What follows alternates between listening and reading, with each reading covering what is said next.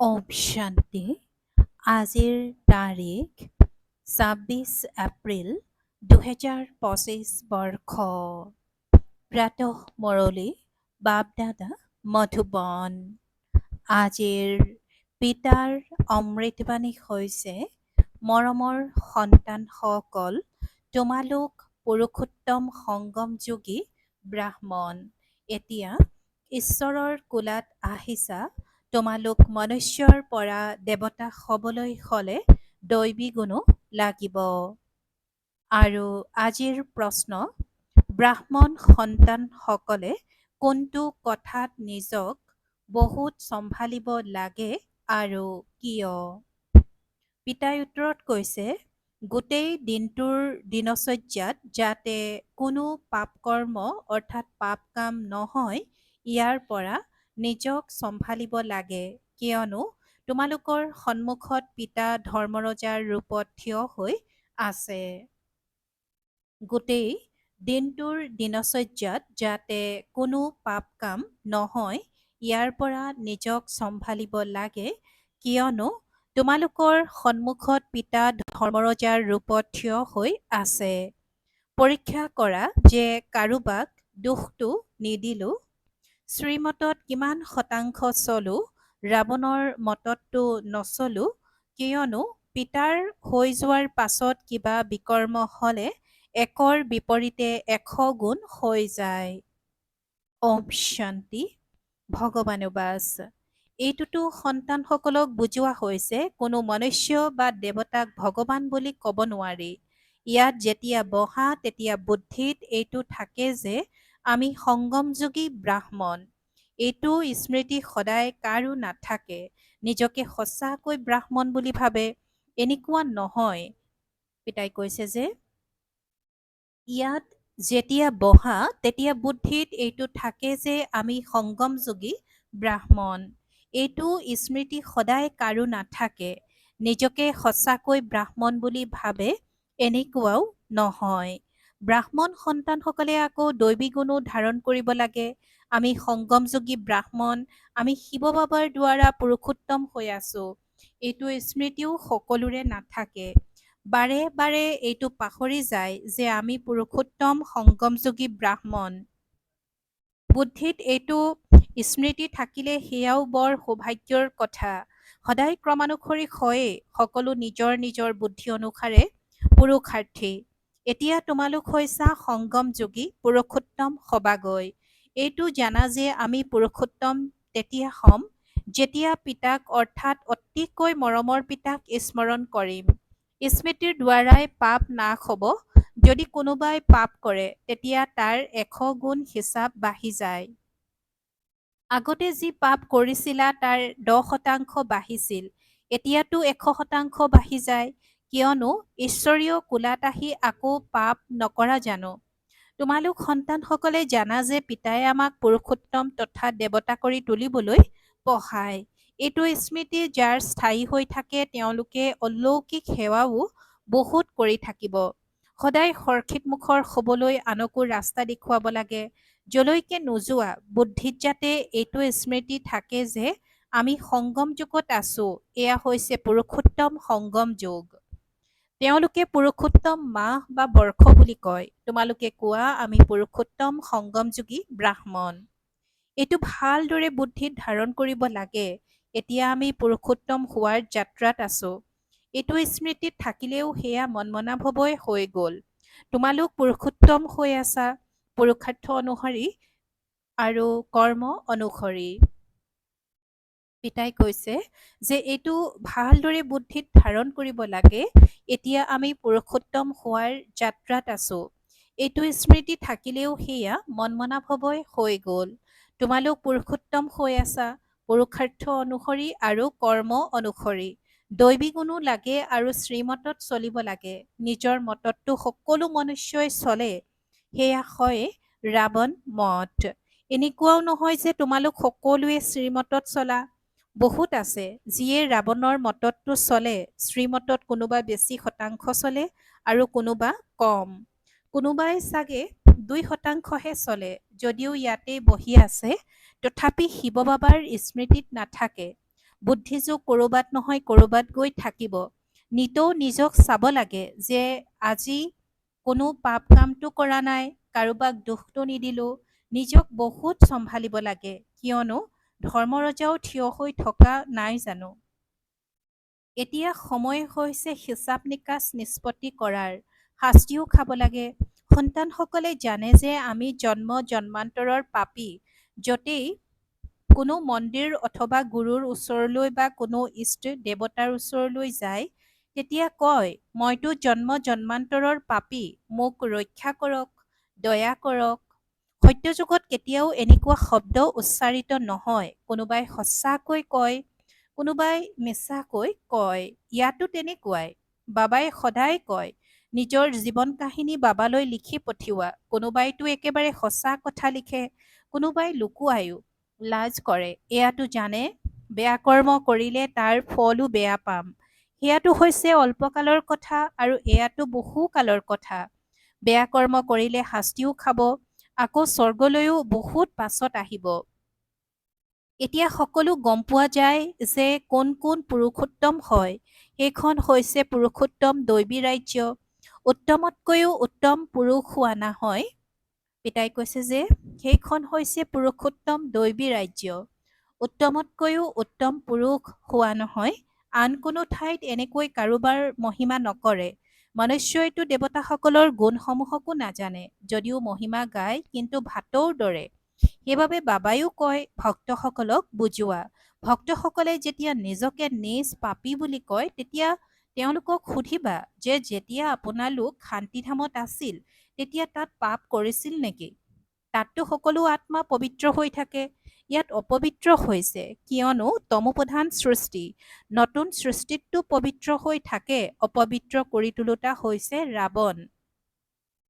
এই সময়ত বিশেষকৈ ভাৰতত আৰু সাধাৰণভাৱে গোটেই সৃষ্টিত ৰাৱণৰ ৰাজ্য, যথা ৰজা-ৰাণী তথা প্ৰজা, আটাইতকৈ উচ্চ, আটাইতকৈ নিচ। ইয়াত সকলো পতিত। বাবাই কয়, মই তোমালোকক পাৱন কৰি যাওঁ। পুনৰ তোমালোকক কোনে পতিত কৰি দিলে? ৰাৱণে। এতিয়া পুনৰ তোমালোক মোৰ মতেৰে পবিত্ৰ হৈ আছা, আকৌ আধাকল্পৰ পাছত ৰাৱণৰ মতত পতিত হবাগৈ, অৰ্থাৎ দেহ অভিমানত আহি বিকাৰৰ বশীভূত হৈ যোৱা। ইয়াকে আখুৰি মত বুলি কোৱা হয়। ভাৰত পাৱন আছিল, সেই ভাৰতেই এতিয়া পতিত হৈ গল। আকৌ পাৱন হব লাগে। পাৱন কৰিবৰ বাবেই পতিত পাৱন পিতা আহিবলগীয়া হয়। এই সময়ত চোৱা কিমান অনেক মনুষ্য আছে। কাইলৈ কিমান হব, যুদ্ধ লাগিব। মৃত্যুটো সন্মুখতেই আছে। কাইলৈ ইমানবিলাক কলৈ যাব? সকলোৰে শৰীৰ আৰু এই পুৰণি সৃষ্টিৰ বিনাশ হৈ যায়। এইটো ৰহস্য এতিয়া পুৰুষাৰ্থৰ ক্ৰমানুসৰি তোমালোকৰ বুদ্ধিত আছে।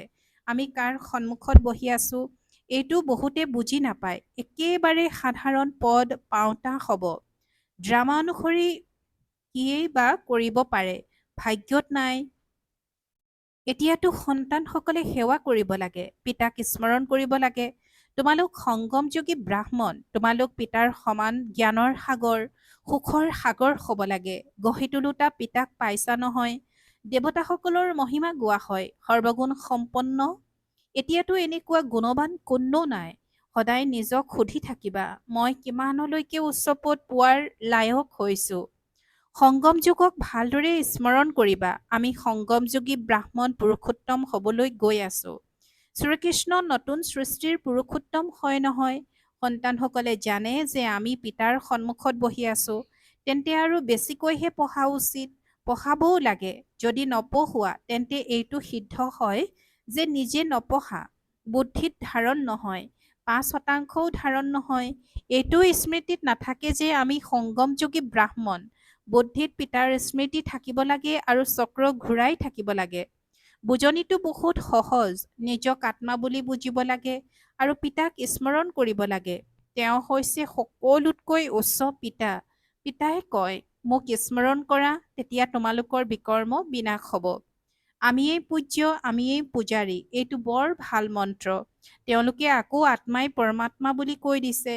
যি কিছু কয় সেয়া একেবাৰে ভুল। আমি পবিত্ৰ আছিলো। ৮৪ জন্মৰ চক্ৰ পৰিক্ৰমা লগাই এতিয়া এনেকুৱা হৈছো। এতিয়া আমি উভতি যাম।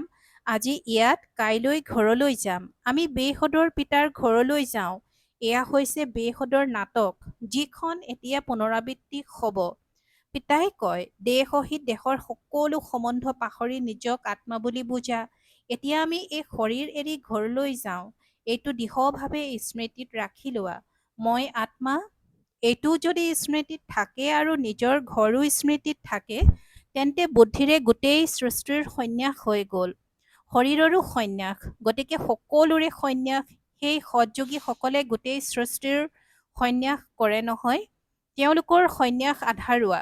তোমালোকেতো গোটেই সৃষ্টি ত্যাগ কৰিব লাগে। নিজক শৰীৰ বুলি ভাবে, সেয়েহে আকৌ কৰ্মও তেনেকুৱাই কৰে। দেহ অভিমানী হোৱাৰ বাবে চুৰ কৰা, মিছা কোৱা, পাপ কৰা, এই সকলো অভ্যাস গঢ়ি উঠে। উচ্চ স্বৰত কথা কোৱাৰো অভ্যাস হৈ যায়। তেতিয়া আকৌ কয়, মোৰ মতেই, অৰ্থাৎ পিতাই কৈছে যে উচ্চ স্বৰত কথা কোৱাৰো অভ্যাস হৈ যায়। তেতিয়া আকৌ কয় যে মোৰ মাতেই এনেকুৱা। এদিনত 25ৰ পৰা 30টা পাপ কৰি লয়। পিতাই কৈছে এদিনত 25ৰ পৰা 30টা পাপ কৰি লয়। মিছা কোৱাটো পাপ নহল জানো? অভ্যাস হৈ যায়। বাবাই কয়, মৃদু স্বৰত কথা কবলৈ শিকাচোন। স্বৰ মৃদু কৰিবলৈ বেছি সময় নালাগে। কুকুৰকো যদি প্ৰতিপাল কৰে তেতিয়া ভাল হৈ যায়। বান্দৰ কিমান উগ্ৰ, আকৌ কাৰোবাৰ লগত ঘনিষ্ঠ হৈ গলে তেতিয়া বহি লৈ নৃত্য আদিও কৰে। জীৱ-জন্তুৰো শুধৰণি হৈ যায়। জীৱ-জন্তুৰ শুধৰণি কৰোঁতা হৈছে মনুষ্য। মনুষ্যৰ শুধৰণি কৰোঁতা হৈছে পিতা। পিতাই কয়, তোমালোকো জন্তুৰ নিচিনা। সেইবাবে মোকো কাছ অৱতাৰ, বৰাহ অৱতাৰ বুলি কৈ দিয়া। তোমালোকৰ যেনেকুৱা কৰ্মকাণ্ড, তাতকৈও মোক নিকৃষ্ট কৰি দিলা। এয়াও তোমালোকে জানা, জগতৰ লোকে নাজানে। অন্তিমত তোমালোকৰ সাক্ষাৎকাৰ হ'ব। কেনেকৈ শাস্তি খায় সেয়াও তোমালোকে জানিব পাৰিবা। আধাকল্প ভক্তি কৰিলা, এতিয়া পিতাক পালা। পিতাই কয়, মোৰ মতত নচলিলে শাস্তি আৰুহে বাঢ়ি যাব। সেইবাবে এতিয়া পাপ আদি কৰিবলৈ এৰা। নিজৰ খতিয়ান ৰাখিবা, আকৌ তাৰ লগতে ধাৰণাৰো প্ৰয়োজন। কাৰোবাক বুজোৱাৰ অভ্যাসো থাকিব লাগে। প্ৰদৰ্শনীৰ চিত্ৰবোৰৰ ওপৰত চিন্তন কৰিবা। কাৰোবাক মই কেনেকৈ বুজাম? প্ৰথমতে এইটো বিষয় লোৱা, গীতাৰ ভগৱান কোন? জ্ঞানৰ সাগৰটো পতিত পাৱন পৰমপিতা পৰমাত্মা। এইজন পিতা হৈছে সকলো আত্মাৰে পিতা। তেন্তে সকলোৰে পিতাৰ পৰিচয় থকা উচিত নহয় জানো? ঋষি মুনি আদি কাৰো পিতাৰ পৰিচয়ো নাই আৰু ৰচনাৰ আদি মধ্য অন্তৰ পৰিচয়ো নাই। সেইবাবে পোনপ্ৰথমে এইখিনি বুজাই তেওঁলোকৰ দ্বাৰা লিখোৱা যে ভগৱান এজনেই, অন্য কোনো হ'ব নোৱাৰে। মনুষ্যই নিজক ভগৱান বুলি ক'ব নোৱাৰে। তোমালোক সন্তানসকলৰ এতিয়া নিশ্চয়তা জন্মিছে যে ভগৱান নিৰাকাৰ। পিতাই আমাক পঢ়ায় আৰু আমি বিদ্যাৰ্থী। তেওঁ পিতাও হয়, শিক্ষকো হয় আৰু সদ্গুৰু হয়। এজনক স্মৰণ কৰিলে শিক্ষক আৰু গুৰু দুয়োৰে স্মৃতি আহিব। বুদ্ধি ইফালে সিফালে গৈ থকা উচিত নহয়। কেৱল শিৱ বুলিও ক'ব নালাগে। শিৱ আমাৰ পিতাও হয়, পৰম শিক্ষকো হয় আৰু আমাক লগত লৈ যাব। সেই এজনৰে কিমান মহিমা আছে, তেওঁকেই স্মৰণ কৰিব লাগে। কোনোৱে কয় এওঁতো বিকেক গুৰু কৰি ললে। তোমালোক তেওঁলোকৰ গুৰুতো হোৱা নহয়। অৱশ্যে তোমালোকক পিতা বুলি নকব, শিক্ষক বা গুৰু বুলি কব, পিতা বুলি নকয়। তিনিওটা সম্বোধনেৰে এজন পিতাকেই মাতিব। তেওঁ সকলোতকৈ উচ্চ পিতা। এওঁৰ অৰ্থাৎ ব্ৰহ্মাৰ ওপৰতো হৈছে সেইজন শিৱ বাবা। সেইজন শিৱ বাবা পিতা। এয়া ভালদৰে বুজাব লাগে। প্ৰদৰ্শনীত বুজাবলৈ বুদ্ধি লাগে, কিন্তু নিজৰ ইমান সাহস আছে বুলি নাভাবে। ডাঙৰ ডাঙৰ প্ৰদৰ্শনী হলে তেতিয়া যিসকল ভাল সেৱাধাৰী সন্তান আছে তেওঁলোক গৈ সেৱা কৰা উচিত। বাবাই মানা কৰে জানো? আগলৈ গৈ সাধুসন্ত আদিকো তোমালোকে জ্ঞানবান মাৰি থাকিবা। যাবনো কলৈ? এখনেই দোকান, সকলোৰে সৎগতি এই দোকানৰ পৰাই হ'ব। এইখন দোকান এনেকুৱা য'ত তোমালোকে সকলোকে পবিত্ৰ হোৱাৰ ৰাস্তা দেখুৱাই দিয়া। তাৰ পাছত তেওঁলোক পবিত্ৰ হয় বা নহয় সেয়া তেওঁলোকৰ কথা। তোমালোক সন্তানসকলৰ ধ্যান বিশেষভাৱে সেৱাৰ প্ৰতি থাকিব লাগে। যদিও সন্তানসকল বিচাৰ বুদ্ধি সম্পন্ন হয়, কিন্তু পুৰা সেৱা নকৰিলেই বাবাই বুজি লয় ৰাহুৰ দশা চলিছে। দশাটো সকলোৰে ওপৰত ঘূৰি থাকে নহয়, নহয় জানো? মায়াৰ ছায়া পৰিলে পুনৰ দুদিন পাছত অৰ্থাৎ ঠিক হৈ যায়। পিতাই কৈছে যে দশাটো সকলোৰে ওপৰত ঘূৰি থাকে নহয়, নহয় জানো? মায়াৰ ছায়া পৰিলে পুনৰ দুদিন পাছত ঠিক হৈ যায়। সন্তানসকলে সেৱাৰ অনুভৱ কৰিব লাগে। প্ৰদৰ্শনীটো অনুষ্ঠিত কৰি থাকা, কিয়নো মনুষ্যই বুজি লৈ ততালিকে লিখি নিদিয়ে যে যথাযথ গীতা শ্ৰীকৃষ্ণই নহয়, শিৱ ভগৱানে শুনাইছিল। কোনোবাইতো কেৱল কৈ দিয়ে, এয়া বহুত ভাল, মনুষ্যৰ কাৰণে বহুত কল্যাণকাৰী, সকলোকে দেখুৱাব লাগে। কিন্তু ময়ো এই উত্তৰাধিকাৰ লওঁ, এনেকৈ কোনেও নকয়। ভাল বাৰু। অতি মৰমৰ কল্পৰ পাছত পুনৰাই মিলিত হোৱা সন্তানসকলৰ প্ৰতি মাতা পিতা আৰু বাপ দাদাৰ স্নেহপূৰ্ণ স্মৰণ আৰু সুপ্ৰভাত। আত্মিক পিতাৰ আত্মিক সন্তানসকলৰ প্ৰতি নমস্কাৰ আৰু আত্মিক সন্তানসকলৰ আত্মিক মাত পিতা আৰু বাপ দাদাৰ প্ৰতি স্নেহপূৰ্ণ স্মৰণ আৰু সুপ্ৰভাত আৰু নমস্কাৰ নমস্কাৰ নমস্কাৰ। আৰু আজিৰ ধাৰণাৰ বাবে মুখ্য সাৰ প্ৰথমতে, দেহ অভিমানত আহি উচ্চ স্বৰত কথা ক'ব নালাগে। এইটো অভ্যাস ত্যাগ কৰিব লাগে। চুৰ কৰা, মিছা কথা কোৱা, এয়া সকলো পাপ। ইয়াৰ পৰা বাচি থাকিবৰ বাবে আত্ম অভিমানী হৈ থাকিব লাগে।